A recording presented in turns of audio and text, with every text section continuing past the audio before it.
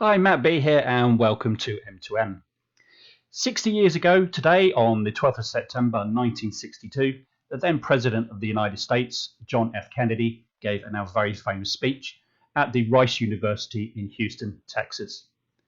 The speech is often known as "We Choose to Go to the Moon" speech, or just the Rice University address. The speech really served three main purposes. Firstly, it was a declaration to the world that the United States planned to become the superior state, technologically speaking, compared to the Soviet Union and, in fact, the rest of the world.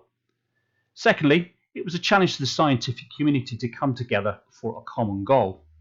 And lastly, it helped to secure funding, extra funding, for the then Project Mercury, also Project Gemini, and then finally Project Apollo to put astronauts on the surface of the moon.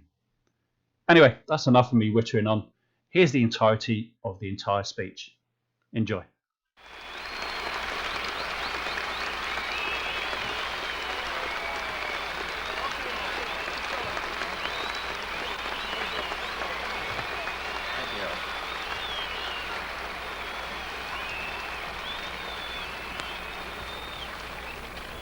President Pitzer, Mr. Vice President, Governor, Congressman Thomas, Senator Wiley and Congressman Miller, Mr. Webb, Mr. Bell, scientists, distinguished guests, ladies and gentlemen. I appreciate your President having made me an honorary visiting professor, and I will assure you that my first lecture will be very brief. I am delighted to be here, and I'm particularly delighted to be here on this occasion. We meet at a college noted for knowledge, in a city noted for progress, in a state noted for strength, and we stand in need of all three.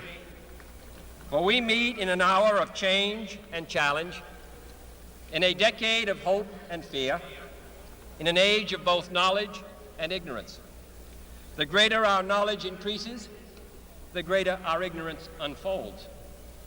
Despite the striking fact that most of the scientists that the world has ever known are alive and working today, despite the fact that this nation's own scientific manpower is doubling every 12 years in a rate of growth more than 3 times that of our population as a whole, despite that, the vast stretches of the unknown and the unanswered and the unfinished still far outstrip our collective comprehension. No man can fully grasp how far and how fast we have come. But condense, if you will, the 50,000 years of man's recorded history in a time span of but a half a century. Stated in these terms, we know very little about the first 40 years, except at the end of them, advanced man had learned to use the skins of animals to cover them. Then about 10 years ago, under this standard, man emerged from his caves to construct other kinds of shelter. Only 5 years ago, man learned to write and use a cart with wheels. Christianity began less than 2 years ago. The printing press came this year. And then less than 2 months ago, during this whole 50-year span of human history, the steam engine provided a new source of power. Newton explored the meaning of gravity. Last month, electric lights and telephones and automobiles and airplanes became available. Only last week did we develop penicillin and television and nuclear power. And now, if America's new spacecraft succeeds in reaching Venus, we will have literally reached the stars before midnight tonight. This is a breathtaking pace, and such a pace cannot help but create new ills as it dispels old. New ignorance, new problems, new dangers. Surely the opening vistas of space promise high costs and hardships, as well as high reward. So it is not surprising that some would have us stay where we are a little longer, to rest, to wait. But this city of Houston, this state of Texas, this country of the United States was not built by those who waited and rested and wished to look behind them.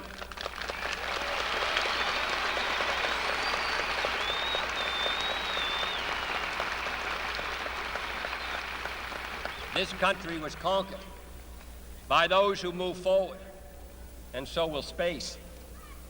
William Bradford, speaking in 1630 of the founding of the Plymouth Bay Colony, said that all great and honorable actions are accompanied with great difficulties, and both must be enterprised and overcome with answerable courage.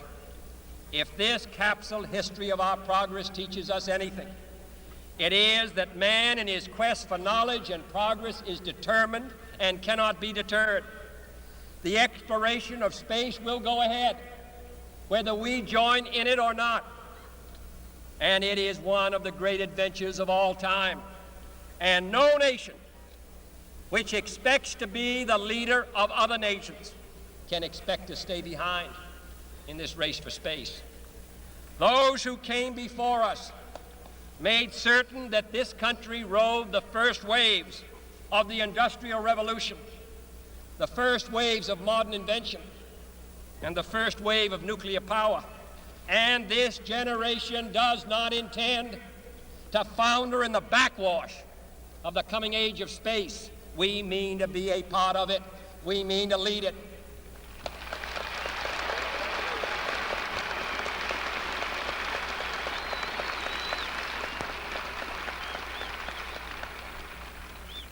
For the eyes of the world now look into space, to the moon and to the planets beyond. And we have vowed that we shall not see it governed by a hostile flag of conquest, but by a banner of freedom and peace. We have vowed that we shall not see space filled with weapons of mass destruction, but with instruments of knowledge and understanding. Yet the vows of this nation can only be fulfilled if we in this nation are first, and therefore we intend to be first.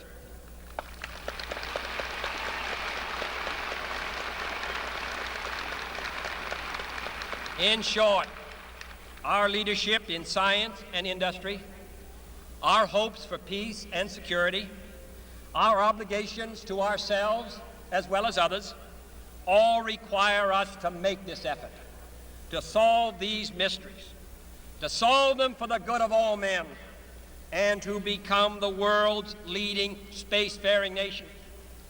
We set sail on this new sea because there is new knowledge to be gained and new rights to be won, and they must be won and used for the progress of all people. For space science, like nuclear science and all technology, has no conscience of its own. Whether it will become a force for good or ill depends on man.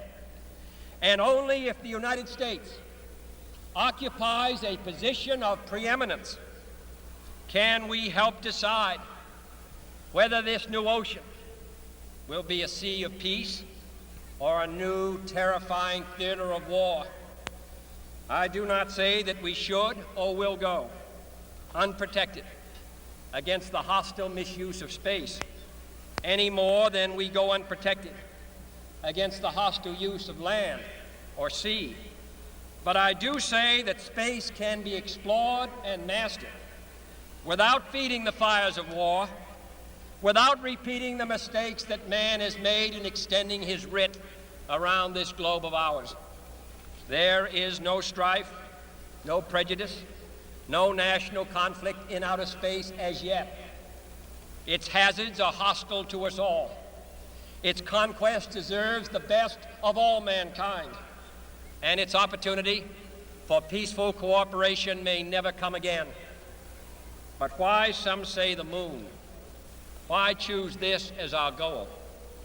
And they may well ask, why climb the highest mountain? Why, 35 years ago, fly the Atlantic? Why does Rice play Texas? We choose to go to the moon. We choose to go to the moon.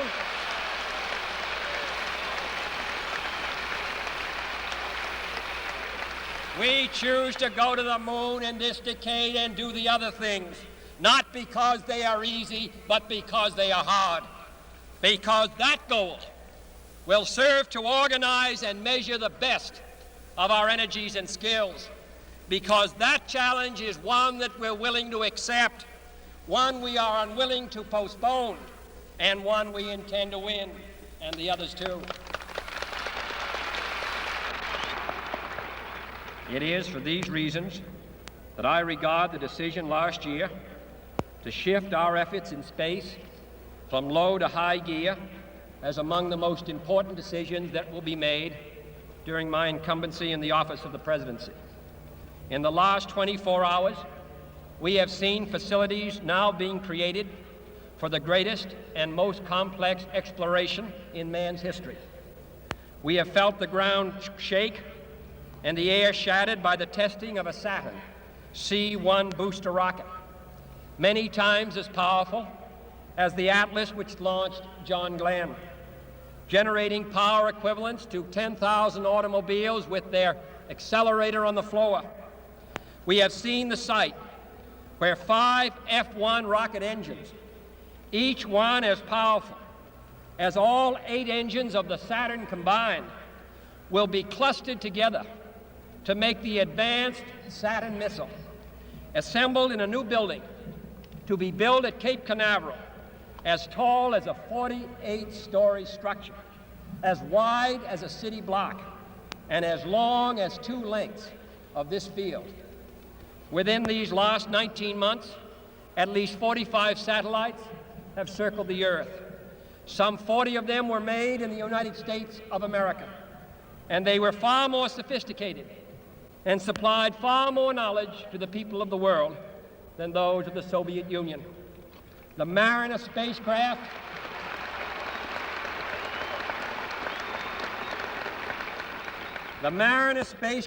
now on its way to Venus is the most intricate instrument in the history of space science. The accuracy of that shot is comparable to firing a missile from Cape Canaveral and dropping it in this stadium between the 40-yard lines. Transit satellites are helping our ships at sea to steer a safer course. Tireless satellites have given us unprecedented warnings of hurricanes and storms, and will do the same for forest fires and icebergs. We have had our failures, but so have others, even if they do not admit them, and they may be less public. To be sure,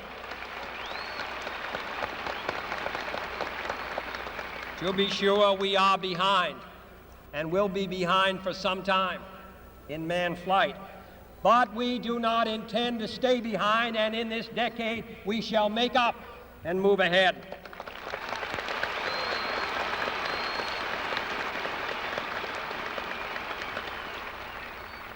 The growth of our science and education will be enriched by new knowledge of our universe and environment, by new techniques of learning and mapping and observation, by new tools and computers for industry, medicine, and the home as well as the school. Technical institutions such as Rice will reap the harvest of these gains. And finally, the space effort itself, while still in its infancy, has already created a great number of new companies and tens of thousands of new jobs. Space and related industries are generating new demands in investment and skilled personnel, and this city and this state and this region will share greatly in this growth. What was once the furthest outpost on the old frontier of the West will be the furthest outpost on the new frontier of science and space. Houston,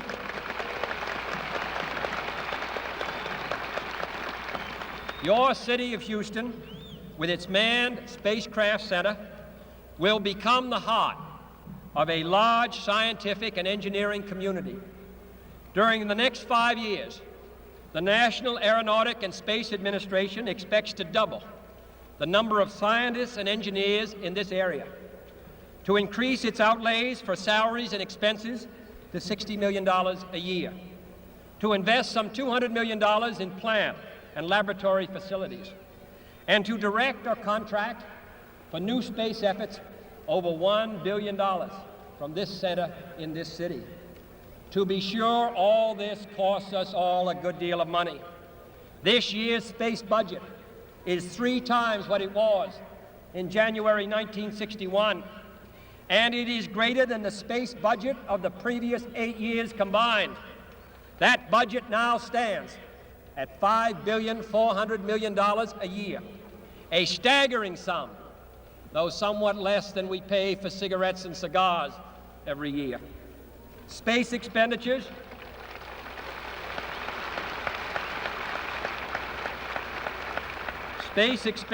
will soon rise some more, from 40 cents per person per week to more than 50 cents a week for every man, woman, and child in the United States.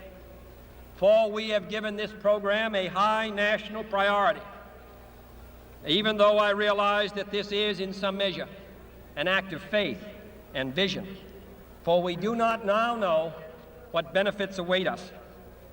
But if I were to say, my fellow citizens, that we shall send to the moon 240,000 miles away from the control station in Houston, a giant rocket more than 300 feet tall, the length of this football field, made of new metal alloys, some of which have not yet been invented, capable of standing heat and stresses several times more than have ever been experienced, fitted together with a precision better than the finest watch, carrying all the equipment needed for propulsion, guidance, control, communications, food, and survival, on an untried mission to an unknown celestial body, and then return it safely to Earth, re-entering the atmosphere at speeds of over 25,000 miles per hour, causing heat about half that on the temperature of the sun, almost as hot as it is here today,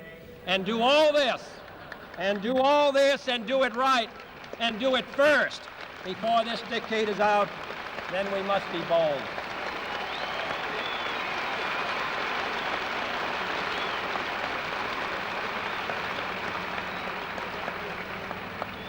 I'm the one who's doing all the work, so we're just going to stay cool for a minute. However, I think we're going to do it. And I think that we must pay what needs to be paid. I don't think we ought to waste any money, but I think we ought to do the job. And this will be done in the decade of the 60s. It may be done while some of you are still here at school at this college and university. It will be done during the terms of office of some of the people who sit here on this platform. But it will be done. And it will be done before the end of this decade. And I am delighted that this university is playing a part in putting a man on the moon as part of a great national effort of the United States of America.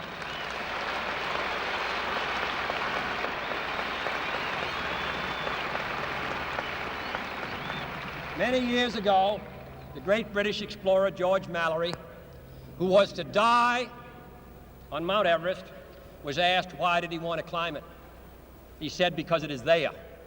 Well, space is there, and we're going to climb it. And the moon and the planets are there, and new hopes for knowledge and peace are there. And therefore, as we set sail, we ask God's blessing on the most hazardous and dangerous and greatest adventure on which man has ever embarked. Thank you.